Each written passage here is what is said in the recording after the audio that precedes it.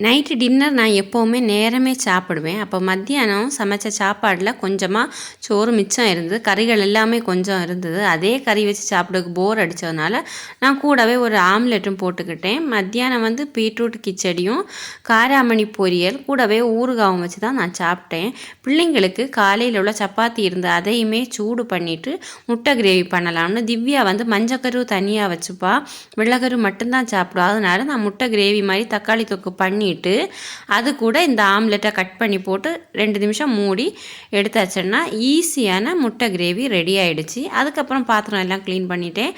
அடுத்து மல்லி இலை புதினா இலையெல்லாம் நான் இதே மாதிரி நியூஸ் பேப்பரில் வச்சு தான் நல்லா பொதிஞ்சு கொஞ்சம் டைட்டாக பொதிஞ்சாச்சுன்னா ஒரே கண்டெய்னரில் வச்சுக்க முடியும். அப்படி வச்சுட்டு ஃப்ரிட்ஜில் இடமும் சேவ் ஆகும். இதே மாதிரி வச்சாச்சுன்னா ஒரு வாரம் வரைக்கும் மல்லி இலை புதினா இலையெல்லாம் கெட்டு போகாமல் இருக்கும். இந்த டிப்ஸ் உங்களுக்கு பிடிச்சிருந்துச்சுன்னா லைக் பண்ணுங்கள். தேங்க்ஸ் ஃபார் வாட்சிங்.